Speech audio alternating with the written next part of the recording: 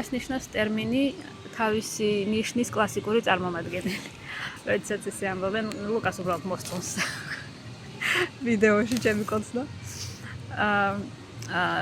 ანუ კლასიკური წარმომადგენელი საკუთარი ნიშნავს იმას, რომ ამ ნიშნის მახასიათებლები ამ ადამიანის ცხოვრებაში, ხასიათში უფრო მეტად არის გამოვლენილი. როგორ უნდა ვნახოთ ეს ყველაფერი რუკაში? ამ ყველაფრის ნახვა შესაძლებელია უბრალოდ რუკას თუ დახედავთ და თქვენ ნიშანში, სადაც მზე გყავთ, იქ უნდა იდგეს მინიმუმ 3 პირადი პლანეტა მაინც. მზის ჩათვლით. ანუ ეს შესაძლებელია იყოს მზე, მთვარე, მერკური, ვენერა, მარსიც. იუპიტერი უკვე არა, იუპიტერი და სატურნი უკვე სოციალური პლანეტებია, დანარჩენი იქით უმაღლესი პლანეტებია. შესაბამისად, თუ რომელიმე ეს პლანეტა მზიდან მარსის ჩათვლით 3 პლანეტა თუ დგას რომელიმე ერთ ნიშანში, იმ ნიშანში სადაც დგას მზე. ხოლო ამ შემთხვევაში იგულისხმება, რომ ეს ადამიანი არის თავისი ნიშნის კლასიკური წარმომადგენელი, ტიპიური წარმომადგენელი.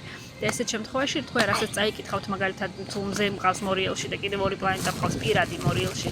და ყველაფერს რაც მე წავიკითხავ მორიელზე ინტერნეტში, იქნება სწორი, ანუ რაღაცნაირად დაემთხვევა ესე თქვა ჩემ ხასიათს. მაგრამ თუ მე ვარ არაკლასიკური შერეული ტიპის, ესე ვთქვათ, თუ მე მაქვს სხვა ნიშნების გავლენაც იგივენაირად, როგორც მაქვს მზის გავლენა, ამ შემთხვევაში რაც არ უნდა ვიკითხო, სადაც არ უნდა წავიკითხო, ესე ვთქვათ, ზოგადად ინტერნეტში ვიგულისხმობ ჩემი ნიშნის დახასიათება, არ დაემთხვევა იმას, რაც მე ვარ, ან დაემთხვევა ძალიან ნაკლებად, რაღაც დაემთხვევა, რაღაც არ დაემთხვევა.